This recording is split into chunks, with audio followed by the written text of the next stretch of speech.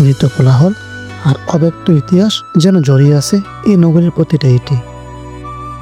পানাম নগর, হারিয়ে যাওয়া এক নগরী। আজকে উপস্থাপনা করব মাটির সাথে মিশে যাওয়া এক নগরীর গল্প। প্রথমে আমরা টিকিট কেটে নিলাম। টিকিট কাটার পরই দেখতে পেলাম যে এখানে বেশ কিছু নির্দেশিকা দেওয়া আছে। শুরুতেই এখানে পানাম নগরের ইতিহাস সমৃদ্ধ একটি পাণ্ডুলিপি লেখা আছে। এই পাণ্ডুলিপি পরে আমরা ভিতরে প্রবেশ করব। ভিতরে প্রবেশ করার জন্য টিকিট মূল্য মাত্র 30 টাকা। এখানে অনেক দর্শক কিন্তু এখানে ছুটে এসেছে হারিয়ে যাওয়া নগরীর পানাম সিটিকে উপভোগ করার জন্য।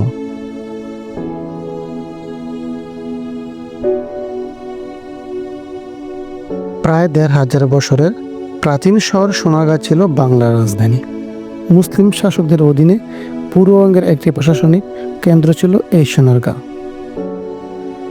ভবনের প্রতিটা পরতে পরতে আভিজাত্যের ছোঁয়া।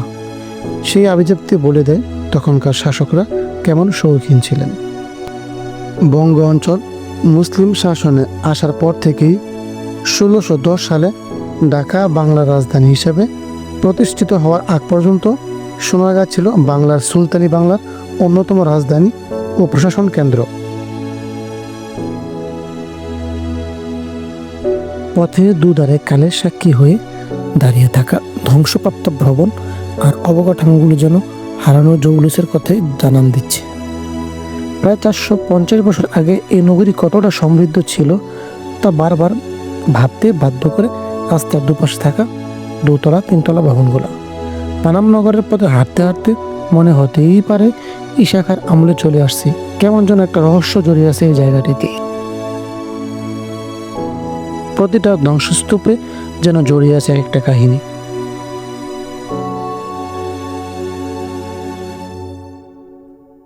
সোনারগাঁ একসময় বাংলার রাজধানী ছিল সোনারগাঁ।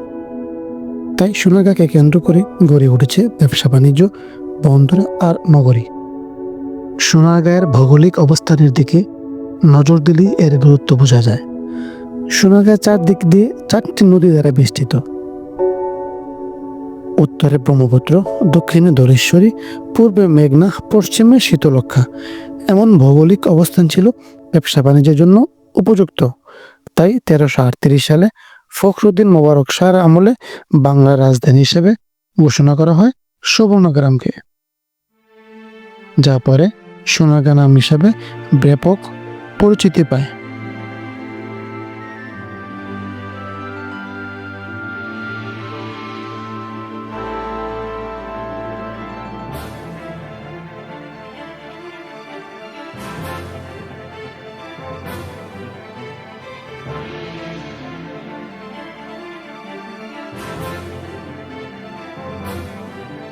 ধ্বংসনগরী পানামনগর কিভাবে যাবেন?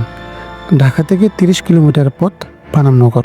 নারায়ণগঞ্জ জেলার সোনারগাঁ উপজেলাতে অবস্থিত পানামনগর। গুলিস্তান থেকে নারায়ণগঞ্জ বাসে সোনারগাঁ যাওয়া যাবে। নামতে হবে মোগরাপাড়া মোড়ে। সেখান থেকে সিএনজি চালিত অটোরিকশা কিংবা ইজি বাইকে খুব সহজেই যাওয়া যাবে পানামনগরীতে।